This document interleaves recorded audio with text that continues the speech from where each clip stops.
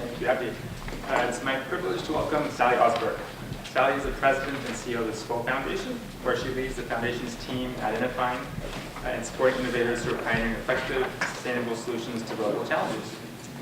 I first met Sally a few years ago when Nushi and I went over to meet her and get some advice about PARSA. And I was especially keen to meet you at the time because I heard a lot about your reputation in the social sector for advancing the field of social entrepreneurship, which is a field that I've always been interested in. So that was a great personal privilege for me. Sally has been a leader in the social sector for more than 25 years and serves on a number of education-related boards. Prior to her role with the Skoll Foundation, she was executive director of the Children's Discovery Museum of San Jose, which she guided from its inception to national recognition as a model in the museum field and the broader arena of informal learning. Please join me in thanking Sally for taking the time to join us today.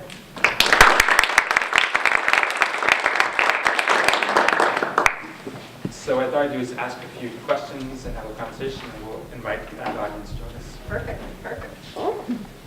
Very happy to be here. I've long admired Nusheen and the work to build this foundation. Its specific goals, I think, are more relevant today than ever. I think many of us know about some of the elements of what the Skoll Foundation does, but if you take a minute to talk about what the different pieces are and how it all comes together, that would be great. Sure, I'd be happy to. How many of you actually know Jeff Skoll, the founder of the Skoll Foundation? Okay, well, how many of you consider yourselves entrepreneurs or are close to entrepreneurs in the Valley? See? Okay, well, Jeff is your kind of person. Jeff is a quintessential entrepreneur, and I believe he's a quintessential social entrepreneur. And the story of his philanthropy is really the story of his becoming a great social entrepreneur. It all starts when he was a kid, and he was a very precocious kid who read very far beyond his years.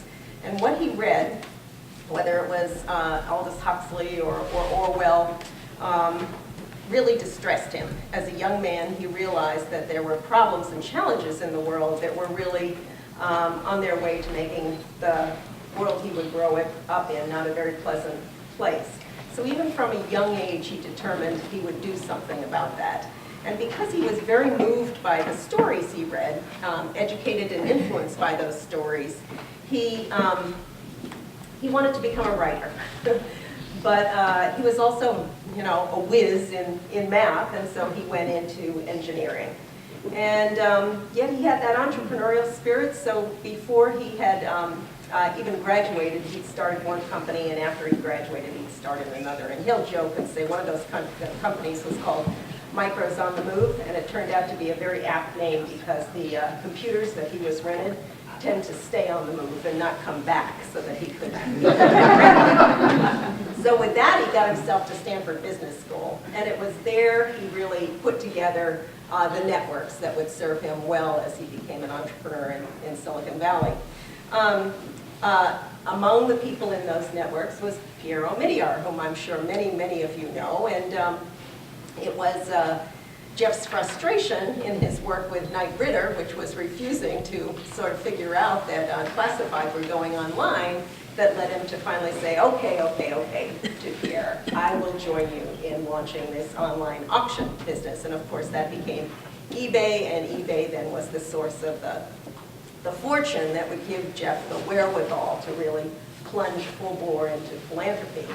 But tellingly, before he started his own foundation, and just before eBay went public, he created the eBay Foundation. And he created that as a supporting organization with what was then Community Foundation Silicon Valley. And he ran that foundation while he was still at eBay shortly after Meg Whitman arrived to run the company. He and Pierre hired Meg to do that. And as he launched and learned about philanthropy through the eBay Foundation, he kept meeting a certain kind of nonprofit leader who frankly really surprised him. These people turned out to be very smart, very entrepreneurial, and they had ideas for attacking problems at a systemic level. So that really sort of began to shift his consciousness about what philanthropy could do and the way he wanted to direct his philanthropy. After leaving eBay, he launched his own foundation, the Skoll Foundation. And the Skoll Foundation has really become kind of a laboratory for Jeff's all Jeff's portfolio of philanthropic ventures. And probably some of you are aware that Jeff doesn't just have a portfolio life, he's a portfolio philanthropist.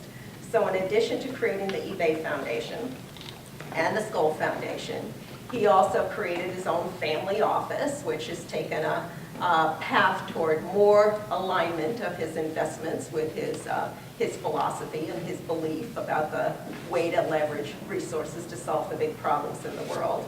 He created Participant Media, which has just an amazing portfolio of films now under its belt, including, he just was in Toronto yesterday for the premiere of The Informant, which is coming out later this month with Matt Damon, but probably most of you know the poster child for social purpose media in An Inconvenient Truth. And it was really Jeff's idea to work with Al Gore to transfer that keynote, and I won't say PowerPoint, it's a keynote presentation, to film, so that millions and millions and millions of people the world over could see it. And Crash. Yes, So that. yes.